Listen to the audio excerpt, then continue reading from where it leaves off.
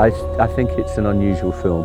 I think it'll look different to most films. I mean, Fatima's stance was far beyond just family values. She was standing up for society. You know, she was living the dream that had been sold to her by her father, and her belief in everything that he believed in. And so was Imam Ali, you know, and they joined together as husband and wife, but basically they were husband and wife, you know, doing the bidding of Muhammad, and Muhammad was the strength and the reason for everything, you know, and I think that's an interesting part of it, and I think that is interesting that Muhammad's legacy through Lady Fatima and through Imam Ali has travelled through history and affects our little guy.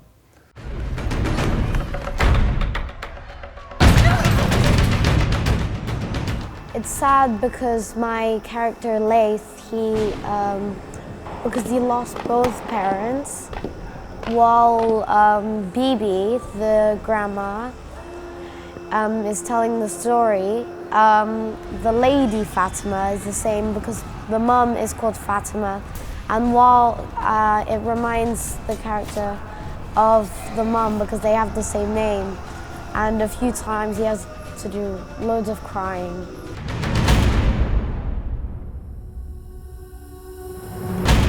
It's the first time Laith hears the story, and it'll be the first time that most non-Muslims will hear the story, and they'll be astounded because most of it is in the history books, but most people don't know anything about it.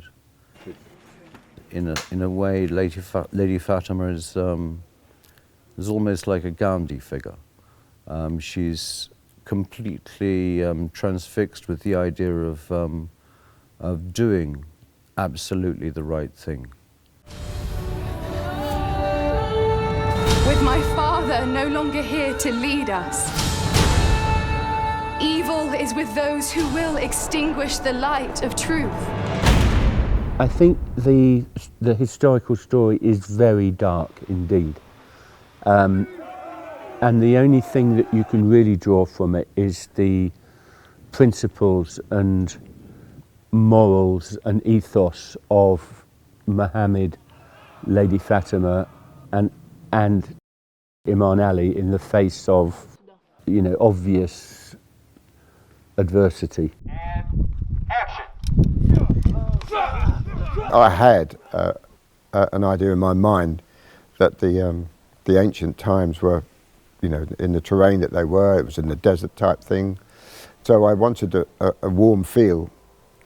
And John and I had many discussions, and then he told me about an artist that we used for inspiration, and it was very much like on the route that I was thinking, and he and I spoke about it at length, and that's what we ended up going the route that we did on the Worms, and then we both collaborated on the modern day, and we both had the same idea that the modern day stuff in Mosul and around there would be much harder, colder, desaturated, so that we had the complete contrast between the two periods in history. Cut! Action!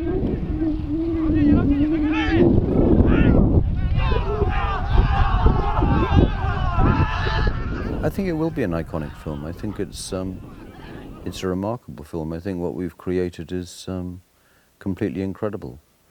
I couldn't believe what Kez was able to do with the sets. And when I first came out to Georgia, I was looking at various sets, sort of wondering how on earth we could create this. Unfortunately, we brought together a very, very, very talented team. And John was able to corral them and push them into creating this amazing film. I mean, Medina was a place of beauty. It was absolutely amazing. Yes, of course it was a nightmare to film this going wrong and that going wrong, but that always happens. the wind and the rain, and it's not supposed to rain in the desert.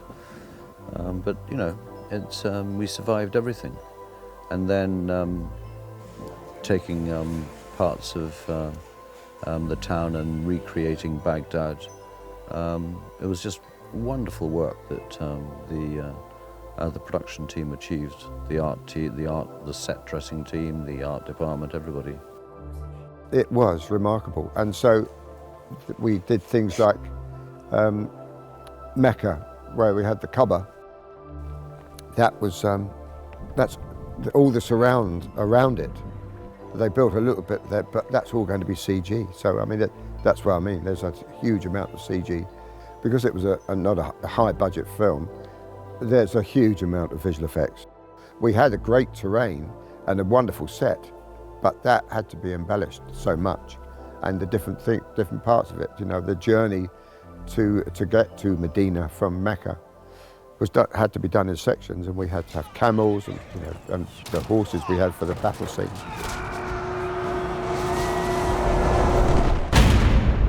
Each take that we had to do for each shot had to be reviewed and confirmed by His Eminence, who's the religious authority and who's giving the approval for this film for all the religious elements that are involved. And it was just an amazing collaboration. I think the collaboration, intense though it was between us and him, was and will be the making of this film. I couldn't have done it without that input. It would have been impossible. Enlightened Kingdom were adamant that everything should focus on the ancient story. They were completely transfixed with ensuring that we did everything accurately according to their historical records, and that's what we attempted to do. We had a live stream set up between London and to the shooting place, and we had His Eminence and the team of other consultants that were with him, who were reviewing all the shooting of each scene that we had to do to make sure that it's within the religious guidelines, religious restrictions, and making sure that each shot that we did had the approval to flow on normally and make us achieve the amazing results now. In addition to that, we worked very closely with our visual effects supervisors during the shoot, and we managed actually to develop something special so that the holy personalities were not represented by any individual. So with the latest technology, we were able to achieve this through a unique synthesis of actors, in-camera effects and lighting. And all of this, of course, thanks to the fast evolving visual effects industry. God will judge all of you. I think the thing about her is that she's strong in the face of adversity. And so she stands up for what she believes in. She stands up for herself as a female.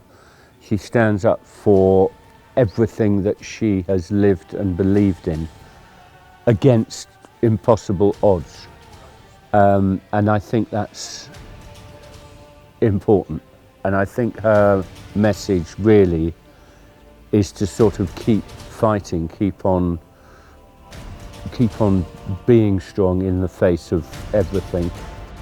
She's the Lady of Heaven. Her legacy lives on.